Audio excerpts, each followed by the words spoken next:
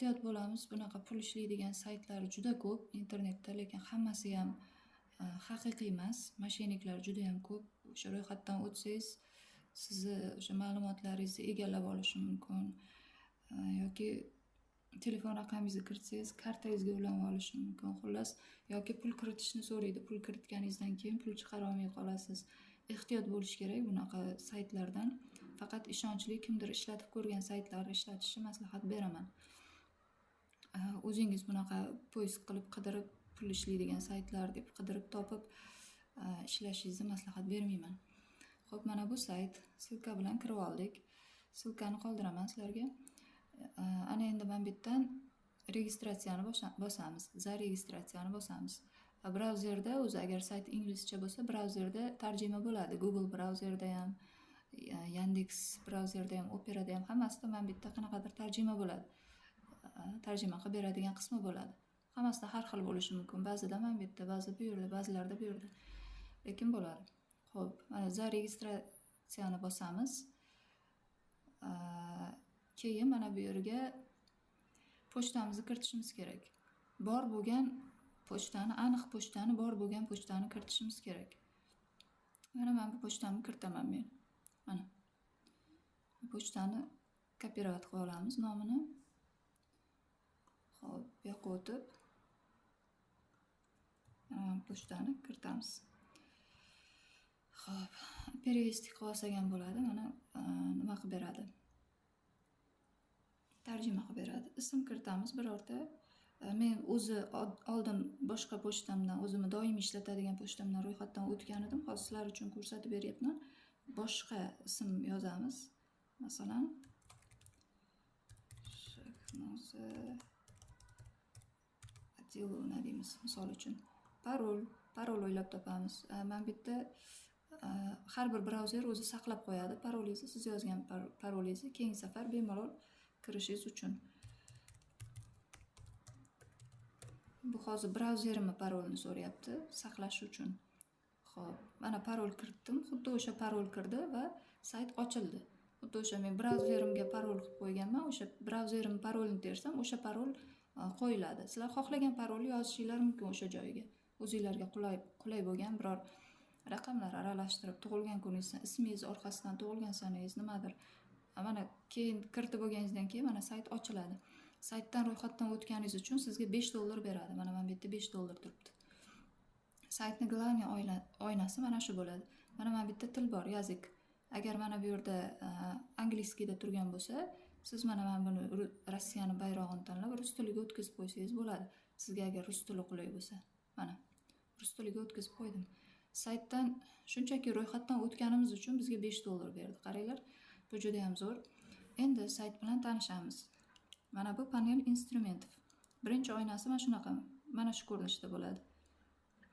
Mana shu ko'rinish mana shu bo'ladi. Mana shu birinchi menyu shu ko'rinishda bo'ladi. Bu yerda mana bu yerda vazifalar bor. Vazifalar bor. Sayt sizga vazifa beradi. O'sha vazifa uchun pul to'laydi.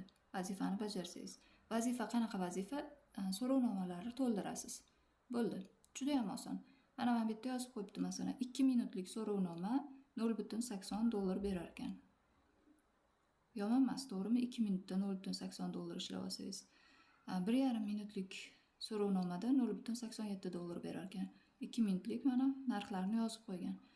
Mana bu narsa bor. Bu hali men ishlatib ko'rmadim. O'zim $12 gacha to'lar ekan. Qaranglar, agar mana shu darajaga ham yetib kelsak, mana shuni ochib ishlata olsak, bu juda ham zo'r. 3 minutda $12 topsangiz, hech qanday pul kiritmasdan, sarmoya kiritmasdan, miyangizni ishlatmasdan, qiynamasdan, shunaqa osongina usullar bilan kuniga $5-10 topib tursangiz, menimcha yomon emas, zarar qilmaydi, to'g'rimi? Masalan, bir kunda o'rtacha $5 dan topganingizda ham 10 kunda $50 bo'ladi, 20 kunda $100 bo'ladi. 30 kunda $150 bo'ladi. Yomon emas, to'g'rimi? Qo'shimcha daromad bu ham. Biror narsangizga ishlatasiz, biror xarajatingizga. Masalan, $150 oylik uchun ertalabdan kechgacha ishlaydiganlar bor, to'g'rimi? Xo'p. Ana endi buni tushundik. Bularni hozir bajaramiz va pulni olamiz. Keyingi menyularga hozir bittasini bajarib ko'rsataman sizlarga, keyin keyingi menyularga o'tamiz. Mana birinchisi. qarab turamiz. $5 bor balansimizda. Vходitni bosamiz. O'sha ingliz tilida nima bo'lsa ham, rus tilida nima bo'lsa ham o'shani bosamiz. Mana so'rovnoma ochildi bizda. Endi buni o'qib, tarjima qilib, to'g'ri javobni belgilash shart emas. Xohlagan javob belgilasangiz bo'laveradi. Nima deyapti bu yerda? Agar ingliz tilini bilsangiz, tushunsangiz to'g'ri javob bering. Tushunmasangiz, agar tarjima qilaman desangiz, mana men bunda olib, kopirovat qilib yoki men bitta o'zi tarjimasi bor nimani? Brauzerni. Перевести qilsangiz, mana hozirgi ishingiz yoki tashkilotingizdagi rolingizni qanchalik mamnunsiz. Mana men bitta strelkani bosamiz, men bitta javoblar bor. Birortasini tanlaymiz. Juda mamnunman, o'rtacha, neytral, noroziman, juda ham qattiq noroziman deyapti. Xo'p, juda mamnunman tanlab qo'yamiz. Keyingisi. Xo'p. Tarjima qilib javob beraman desangiz, mana men bunaqa qilib belgilab, перевести qilib tarjima qilib javob bersangiz ham bo'ladi. Sizning ishingizdan qoniqishingizga qaysi omillar ko'proq ta'sir qiladi? Lekin tarjima qilib javobni topib o'tirish shart emas. Birorta javobni belgilab ketsangiz ham bo'laveradi. Keyingisi masalan o'qimadim mana birinchi javobni belgiladim. Keyingisiga kirdim, birinchi javob belgiladim. Keyingisiga kirdim, birinchi javobni belgiladim. Endi ayrim so'rovnomalar bor, bu yerga qo'lda ruchnoy yozib javob kiritishingiz kerak. Uning uchun men buni tarjima qilib olishingiz kerak bo'ladi. Bo'ldi, mana men buni bosamiz. Submit surveyni bosamiz. Mana. Bosdim, kutamiz, qarab turamiz. Mana $5.8 bo'ldi. Hozir $5 bor edi, $5.8 bo'ldi. Tushunarli-a? Mana keyingisini ham bajarib ko'ramiz. Mana men buni bosamiz. Xo'p, nima deyapti? Xohlasangiz tarjima qiling, erinmasangiz. Tarjima qilmasangiz shunday belgilab ketavering, xohlagan variantingizni. Har hafta qanchalik tez-tez mashq qilasiz? Har kuni haftada 3-5 soat, haftada 1-2 soat umuman dars mashq qilmayman. Xo'p. Haftasiga 3-5 soat deylik mana. Xo'p, men belgilanadiganlar belgilab olaylik. Masalan, men buni belgiladim. O'qimadim ham, qaranglar. O'qimadim, tarjima qilmadim. Belgiladim. Endi mana bu narsani tarjima qilib javob yozishimiz kerak bo'ladi. Olamiz, kopirovat qilaman. Men buni o'zida tarjima qilmayman, kopirovat qilaman. Xo'p, xohlasanglar mana переводчикка o'tib, buni tashab, mana stavit qildim. Qaysi jismoniy faoliyat turlari sizga ko'proq yoqadi deb tarjima qilib olib, buni o'chirib, mana men bitta o'zbekcha angliyskiga qo'yib, mana men bitta masalan futbol, basketbol, nimadir, mana shunaqa qilib javob yozib, masalan futbol, basketbol, nimadir, yana basketbol, hokazo, mana shularni mana bu yog'ini angliyskiga qo'yib olamiz. Mana futbol, basketbol, mana shunaqa qilib javob yozib, bu javobni kopiya qilib yoqqa olib o'tib qo'ysangiz ham bo'ladi. Yoki yana bitta usuli, savolni olamiz, kopiya qilamiz, ChatGPTga o'tamiz. Mana ChatGPTga qo'yamiz savolni va yozamiz. Shu savolga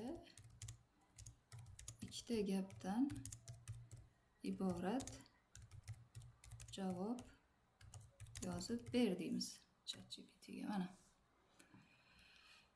ingliz tilini bilmaganlar uchun mana javob. Mana kopirovat qilamiz, saytga o'tib javobimizni stavit qilamiz. Mana va submitni bosamiz. Qarab turibsizki, mana $667 tayyor. Mana buni ham xuddi shu usulda bajarib pullarimizni yig'ib olamiz. Mana bunisi $12 beradigan so'rovnoma menda hali ochilgani yo'q, o'zimning boshqa akkauntimda ham. Bu balkim qaysidir darajaga yetganda ochiladi yoki VPN bilan ochiladimi, hozircha buni tagiga yetmadim, lekin mana men bu kichkina summalarni olib ishlasanglar bo'ladi bemalol. Tugagandan keyin bu so'rovnomalar bu yerda tugadi deylik, Bu yerda tugagandan keyin mana bu yerga o'tasiz. Mana опросы соответственности. Nima? Соответствие. Xo'p, bu degani sizni o'zingizga, davlatingizga, o'zingizga taalluqli bo'lgan savollar, tegishli savollar demoqchi.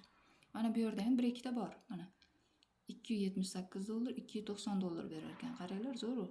Qarab turamiz, $667 bor. Входитni bosamiz, kiramiz. Enterni bosib, mana пройти опрос ochildi. Ana endi kiramiz. Xo'p, nima deyapti? Qanaqa kinolar yoqadi senga? Drama, dokumentalniy, komediya deyapti. Xo'p, dokumentalniy deymiz. Mana dokumentariys.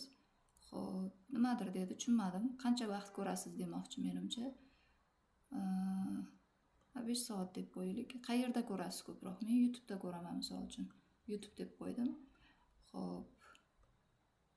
Nimalardir belgilab tashladim, o'qimadim mana. Men bu yerga nimadir. Xo'p, qaysi tavsiya qila olasiz, qaysi kinoni debdi. Twilight Saga deb yozgan ekanman men oldin. Farqi yo'q, qaysidir. Harry Potter deb qo'ydim va mana bu yerdan yana birinchisini belgilab qo'ydim. Submitni bosamiz. Kutamiz va qaraymiz. Mana $5 bor edi, $9.45 bo'ldi, o'rtoqlar. Yomonmi, to'g'rimi? Arzimagan ishni bajarib shuncha pul ishlab olsak. Ikkinchisi mana $290 beradi. 9.45, qarab turinglar. Buni bosamiz. Xo'p, yana bitta bosamiz, kiramiz. Nima deb so'rayapti bilmadim mana. Belgilab chiqaman. Birinchisi.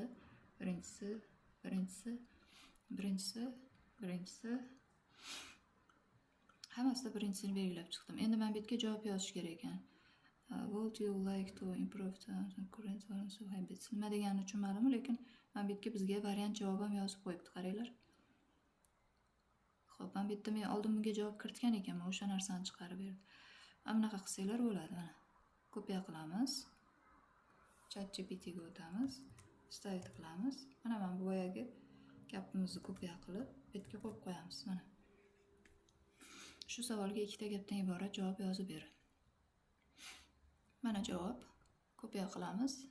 Saytga o'tamiz. Mana shu yerga javobimizni qo'yamiz va submitni bosamiz. Kutamiz. $12, o'rtoqlar, $12.35.